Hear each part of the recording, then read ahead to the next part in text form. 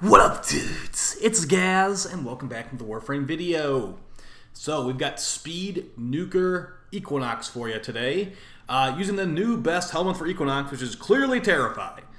I've had this video ready to go for a bit, but now that we've got all these Archon Shards, and to be honest, a lot of other people have been making Terrify Equinox videos too, I'm ready to finally release mine.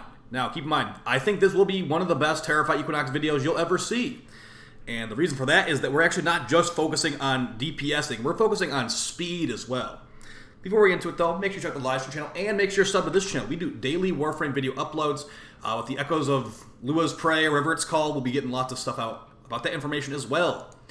This might sound a little bit jarring because I am recording this the day before Lua's Prey, but as far as I'm aware, nothing's going to really change as far as this build being super fast with Lua's Prey. So, let's go over it today. This video will expect you to know kind of how Equinox's abilities work. This will be specifically a day form build, but we're going to explain all the speed multipliers we've got. So, as far as what this build will do, let's just give it a quick showcase here. So you want to have your 3 active from Equinox with this build, and you can just cast Terrify and remove all the enemy's armor. You want to have Equinox's 4th ability active called Maim, which is going to cause slash procs when they're nearby you.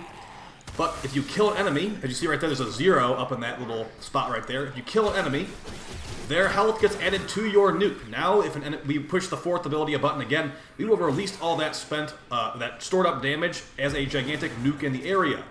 Now, that is blast damage. It might cause slash procs when you walk near them with the 4, but when you release that damage at the end, it's like blast damage. Basically, it's just not damage that's going to be good against armor.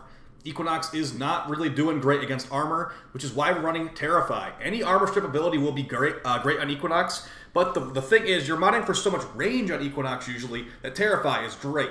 Also, Terrify does not require that much power strength to fully remove enemy armor.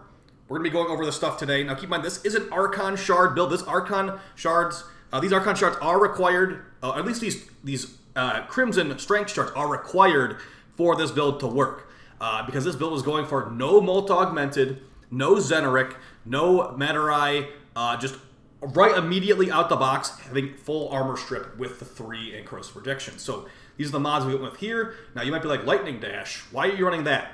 I said earlier in the video, this build is meant for speed nuking. Since you release that DPS around you, that nuke around you, you want to basically kill enemies in an area, store up all their damage.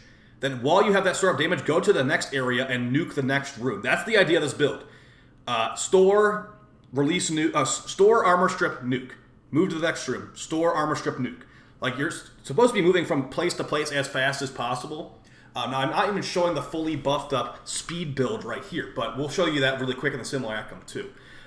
So basically, all the sources of parkour velocity and speed increase we've got here. We've got Equinox's 1st ability, so if you want to go really fast, you can go switch to night form, then switch back to day form. You'll get a speed increase, which does scale with strength and lasts for about 31 seconds.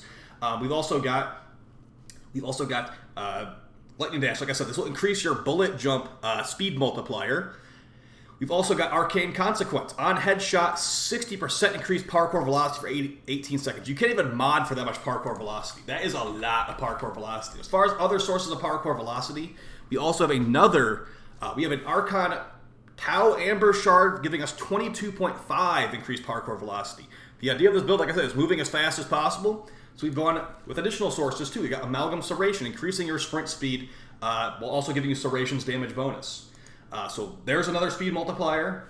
We're not done yet. We got more speed multipliers. We've got Amalgam Barrel Diffusion, making it so your dodge actually completes quicker. We've also got some Augur mods on here to give us some shield gating. And going even further, we've got the Praetos, which gives us increased sprint speed with Evolution 2 Drifting Grace. Also going to give us 30% increased parkour velocity from Evolution 4 Evolved Ascension. So that's a lot. That's a lot of parkour velocity, honestly. So if you just take a look at how fast we are in the simulacrum, remember, you can just do this in mission all the time. You just got to score 1 headshot with Arcane Consequence, and the fun begins. So we're actually going to switch back and forth between night and day form too. Headshot activated. This is how fast you move as Equinox.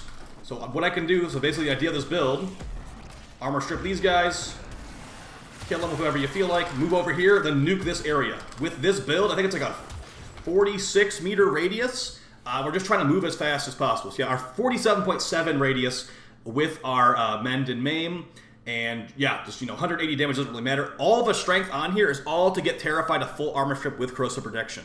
This is like basically right on the money. You need 2 strength shards. It does not need to be Tau. It does not need to be Tau technically.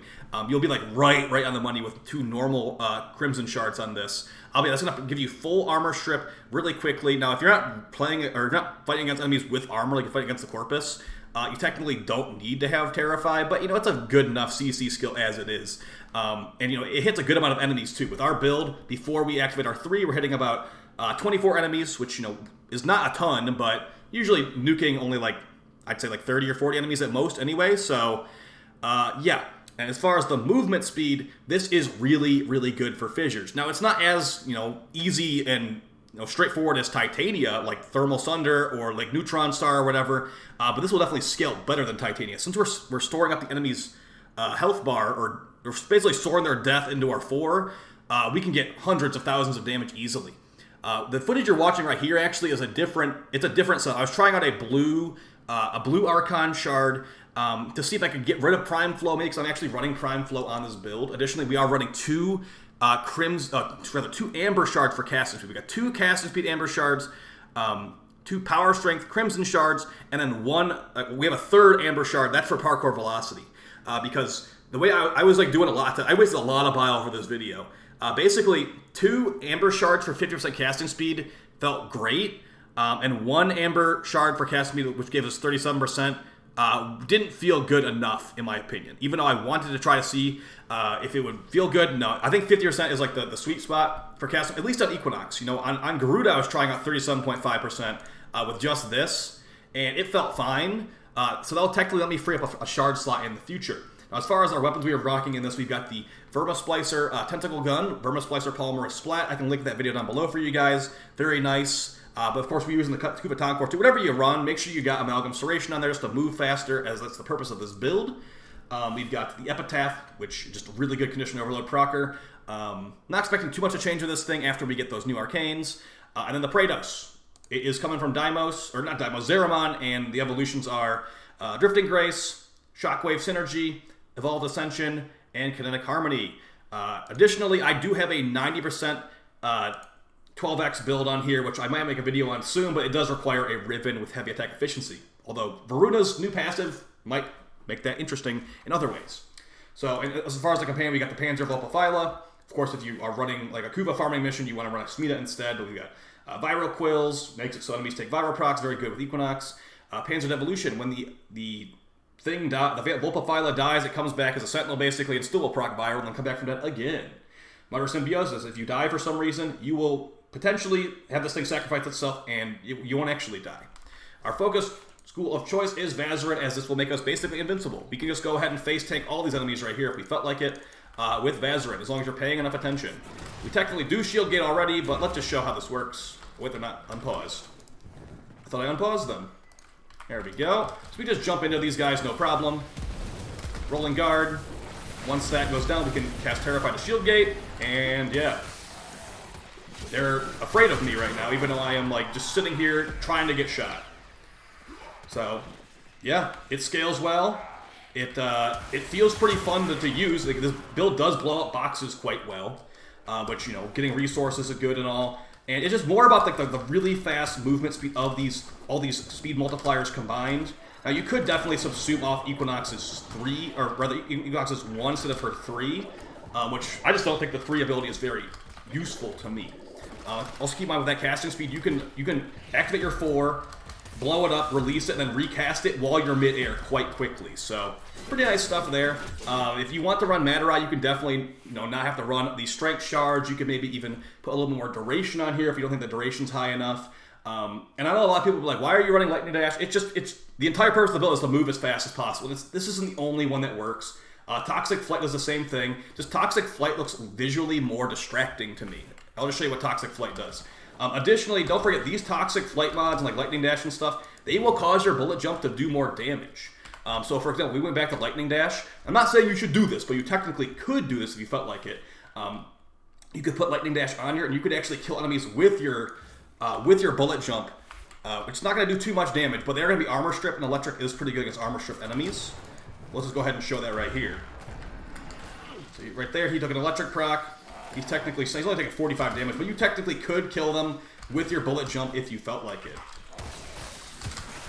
And yeah, you know, I hope you guys found this video fun and helpful. Like I said, it should have been out like a month ago, but since you know, I had other videos to make, I decided, like, you know, let's just get it out. Let's get it out as soon as I get some good Archon shards. I like the Archon shard setup right now. Of course, you could put on more casting speed, I suppose, but that would kind of defeat the purpose of the build of moving from point to point very, very quickly. So, I'll see you guys in the next one. Hope you're enjoying the Lua's Prey update, and yeah, take it easy. Peace!